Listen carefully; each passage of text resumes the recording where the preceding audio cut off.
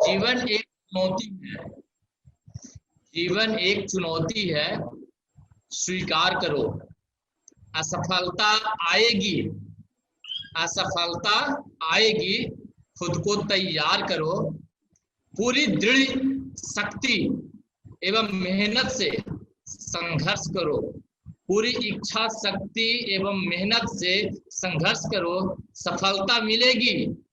पूरी निष्ठा से प्रयत्न करो। अगर आप उड़ नहीं सकते तो दौड़ो, अगर आप उड़ नहीं सकते तो दौड़ो, अगर आप दौड़ नहीं सकते तो चलो, और अगर आप चल नहीं सकते तो आप रेंगो। लेकिन चाहे जो भी हो, आगे बढ़ते रहें, आगे बढ़। जी जी। Good morning sir, good morning sir.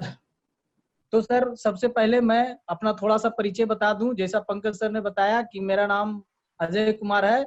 मैं रेलवे में एक रनिंग कर्मचारी हूं, और एक रनिंग कर्मचारी की ड्यूटी बहुत ही तकलीफदेह होती है, और उसको पार पाने के लिए, उससे पार पाने के लिए, जो कि मुझे रेल से अपनी जिंदगी जीने का जो मेरा असली मकसद है वो पूरा नहीं हुआ है, और उसे पूरा करने के लिए हमारे सारे अपलाइन हमारी मतलब तहे दिल से, अंतर मन से हमारी मदद करते हैं। मैं उन्हें धन्यवाद देता हूं। शायद यहाँ जो भी आते हैं उन्हें सारे अपलाइन मदद करते हैं, सारे डाउनलाइन को, कि वो आगे बढ़े, अपनी असली जिंदगी जीने को सीखें।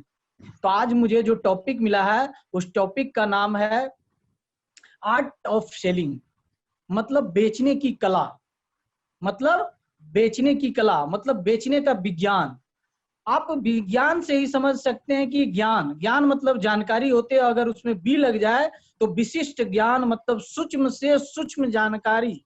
अगर बेचने में आपको सूक्ष्म से सूक्ष्म जानकारी प्राप्त हो गई तो आप महारत हासिल कर लेंगे। आप जीने का असली जो जिंदगी होता है उसके रहस्य को समझ जाएंगे। तो सबसे पहले उस जीने के रहस्य को समझने से पहले बेचने के इस आर्ट को, इस निपुणता को, इस विज्ञान को समझना बहुत जरूरी है। कि बेचने का विज्ञान, तो विज्ञान तो हम सभी जान गए। अब बेचना किसे कहते हैं? सबसे बड़ी बात है, जिसके विज्ञान को हम जान रहे हैं उसी को जानेंगे नहीं तो विज्ञान जानने से क्या फायदा है। तो बेचना किसे कहते हैं? तो बेचना कहते हैं कि अगर किसी वस्तु, किसी सेवा या किसी विचार को किन्हीं दो लोगों के बीच उत्साह के साथ लेन देन को बेचना कहते हैं। अर्थात किसी वस्तु, विचार साथ, बिना उत्साह नहीं, उत्साह के साथ दो लोगों के बीच लेन देन को, एक्सचेंज को बेचना कहते हैं। अब आइए कि जैसे हम कह रहे हैं कि बिना उत्साह के अगर आप कुछ बेचना चाहते हैं तो उससे आप अमीर नहीं बन सकते हैं, उससे आप 95% वाले पैसों में शामिल नहीं हो सकते हैं। जैसे कि बेचना तो एक ठेला पर भी केला बेच रहा है, एक ठेला पर सब्जी बेच रहा है, तो क्या वो 95% के लोगों में शामिल है? नहीं। आज किताब के दुकान, सिंघाड़ा वाले, चाय वाले, चिनिया बादाम वाले सभी बेच रहे हैं। क्या उनके पास 95% पैसे हैं? नहीं है। क्यों? क्योंकि उनके पास जिनको वो बेच रहे हैं उनसे उनका उत्साह का आदान प्रदान नहीं हो रहा है। और जब तक उत्साह का आदान प्रदान नहीं होगा, मनी नहीं आएगी, हम 95% में नहीं पहुंचेंगे। तो उत्साह का आदान प्रदान होना जरूरी है बेचने में। अब बेचने में हम 3 चीज का नाम लिए हैं, प्रोडक्ट का, सेवा का और विचार का। आप इस दुनिया में किसी को भी उठा के देख लीजिए, किसी का नजर भी, जब तक अपने उत्साह से उस प्रोडक्ट को, उस सेवा को, उस विचार को संक्रमित नहीं किए हैं। संक्रमित करने का मतलब है कि जब तक उसमें आप घुले मिले नहीं हैं तब तक आप सफल नहीं हो पाएंगे। आज कोरोना देखते हुए संक्रमण का हम बताते हैं कि संक्रमण माने संक्रमित होना। कोरोना उस व्यक्ति के वायरस, जिसका वायरस है कोरोना का, उसका अगर दूसरे व्यक्ति में वो वायरस चला जाता है तो कहता है कि कोरोना से संक्रमित हो गया। उसी प्रकार अगर प्रोडक्ट, सेवा और विचार बेचने में आपने अपने उत्साह का संक्रमित कर दिया तो समझ जाइए कि आप अमीर हो गए। उत्साह बिना आप निर्माण नहीं कर सकते हैं, उत्साह बिना वस्तु का लिवरेज नहीं हो सकता है, उत्साह बिना उसका इंक्रीमेंट नहीं हो सकता है, प्रोन्नति नहीं हो सकता है, उत्साह बिना उत्कर्षण नहीं हो सकता है। इसलिए बेचने में उत्साह का होना बहुत जरूरी है, क्योंकि आप जानते हैं कि बिना बेचे इस दुनिया में अमीर नहीं बन सकता है। कोई भी व्यक्ति दुनिया में जिसका आज नाम है, जिसको आप गूगल पे सर्च कर सकते हैं, जिसको कि गूगल बाबा जानते हैं, जिसको कि दुनिया का बच्चा बच्चा जानता है, वो आप देख लें वो क्या कर रहा है, वो सिर्फ और सिर्फ बेच रहा है। आज हम इस बेचने के महत्व को अगर बताएं तो आपने नाम सुना होगा चीन का, चाइना का। उस चाइना का नाम आप देख लीजिए कि चाइना सभी दुनिया ने बोला, भारत ने भी बोला। आप चाइना के साथ साथ एक नाम और सुने होंगे अजहर मसूद का। अजहर मसूद को सारी दुनिया ने बोला आतंकवादी है। अमेरिका, ब्रिटेन, फ्रांस, रूस, भारत सबने चिल्ला चिल्ला कर, गला फाड़ फाड़ कर बोलते रह गया ये आतंकवादी है, आतंकवादी है। मगर एक व्यक्ति, एक देश, वो चाइना, जिसने बोला नहीं ये आतंकवादी नहीं है। किसी के पास सबूत है क्या? और उतने महाशक्ति, उतने विशाल बड़े बड़े देश एक चाइना के ताकत के सामने, एक चाइना के रिफ्यूजल के सामने सभी नतमस्तक हो गए। आखिर क्या है, क्या था, क्या है उस चाइना में जो कि सभी उसके सामने नतमस्तक हो गए? वही मैं बोल रहा था सर कि हमारे भी बिजनेस में सिद्धार्थ सिंह 1,67,00,000 रुपया पर महीने की इनकम ले रहे हैं सर।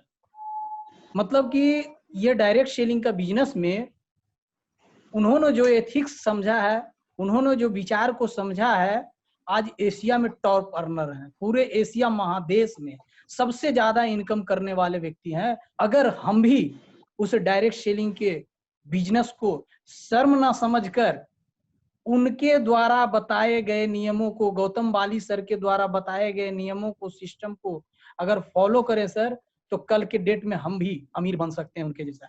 क्योंकि सिद्धार्थ सिंह सर के पास क्या है सर? उनके पास भी 2 हाथ, 2 आंख, 2 कान, 1 नाक, 1 मुंह, उनके पास भी वही है सर। सिर्फ उन्होंने क्या किया है? शर्म को छोड़ दिया, सिर्फ उन्होंने शर्म को त्याग दिया है। तो बेचने के शर्म को त्याग दें सर, और उसके बाद देखिए लोगों की आवाज, मुंह खोलना चालू कर दीजिए। जैसे ही मुंह आप खोलिएगा वैसे ही आपके पॉकेट में पैसे टप से नहीं गिरेंगे सर। हाँ, सिर्फ मुंह खोलिए, लोगों के बीच मुस्कुरा कर, उसके साथ जुड़कर मुंह खोलिए, पैसे तो अपने आप आएंगे सर। कहता है क्या सर बेचना सीखा जा सकता है? एकदम बेचना सीखा जा सकता है। क्यों नहीं बेचना सीखा जा सकता है? आप देखते होंगे स्टार्टिंग में, बचपन में साइकिल चलाना जानते थे? साइकिल चलाना नहीं जानते थे। क्या करते हैं सर? प्रैक्टिस करते हैं। एक बार चढ़ते हैं तो क्या करते हैं, कोई पकड़ने वाला नहीं रहता है, तो एक पत्थर पर एक पैर, दूसरे सीट पर एक टंगड़ी चढ़ाते हैं और पत्थर को दूसरे पैर से मारते हैं धक्का, और साइकिल चलता है। फिर गिरते हैं, कुछ देर के बाद धड़ाम। फिर भी क्या सर, गिरने पर धड़ाम तो हो जाते हैं, छोड़ते हैं उसको? नहीं छोड़ते हैं। फिर कहते हैं चल बेटा फिर चढ़ेंगे। फिर चढ़ते हैं, फिर जाते हैं, फिर कुछ दूर 4 कदम और आगे जाते हैं, नहीं होता तो हाफ पैंडल मारते हैं सर। हाफ पैंडल जानते हैं ना? हाफ पैंडल माने बच्चा का पैर नहीं चुभता है, वो भी प्रयास करता है कि मैं इसको सीख कर ही रहूंगा। और जब सीखते हैं जिस समय सर, तो उस समय देखते हैं कि मेरा पूरा कॉन्शियस माइंड ब्रेक पर, पैंडल पर रहता है। कभी कभी तो कॉन्शियस माइंड के द्वारा पैंडल इस तरह घूमता है ना कि आगे ना घूम के पीछे घूमता, मारता पैर में टनाक। फिर भी हम सीखना नहीं छोड़ते हैं सर। तो जब हम बार बार प्रयास करके सर साइकिल चलाना सीख सकते हैं, हम बार बार प्रयास करके तैरना सीख सकते हैं, जो कि तैरना कितना कठिन होता है। एक बार कूदते हैं तो लगता है जैसे कहाँ पता नहीं अंदर में पत्थर है क्या है, वहां चोट लगेगा, माथा फटेगा, क्या फटेगा। कभी चोट लगती भी है सर, जैसे ही लगता है मारेंगे गिरेंगे तो धड़ाम इधर चोट लगा, अरे साला ठीक।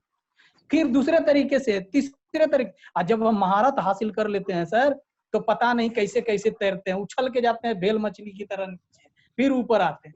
जब तैरना सीखा जा सकता है, 4 व्हीलर चलाना, 4 व्हीलर स्टार्टिंग में आता है चलाने सर? नहीं, गियर पे रखाएगा पैर तो एक्सीलरेटर बढ़ जाएगा, एक्सीलरेटर पे पैर न रखा के ब्रेक पर रखा जाएगा, हैंडल मारो इधर घुमाने के बदले खेत में निकल जाएगा, फील्ड में जहां भी जाता। मतलब कि स्टार्टिंग में हर किसी को भी सीखने में समय लगता है। उसी तरह अगर व्यापार है सर, मेरा डायरेक्ट सेलिंग है, तो यहाँ भी सीखने में समय लगेगा, मगर सीखा जाता है सर।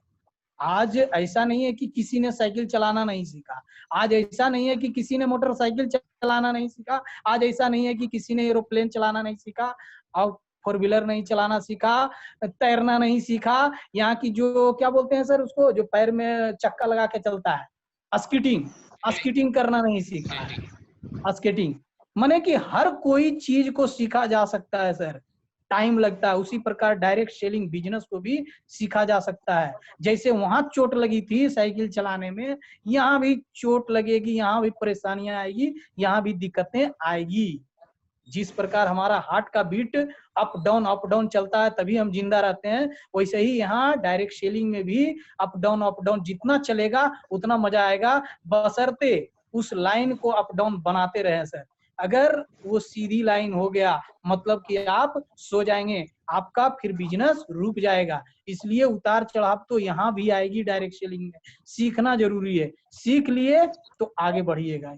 और कहता है सर कि बहुत सारे यहाँ कंडीशन है सीखने में। सबसे पहला कंडीशन है सर, अगर बेचने का कला सीखना चाहते हैं, सफल होना चाहते हैं, तो आपके कुछ कंडीशन को फुलफिल करना पड़ेगा।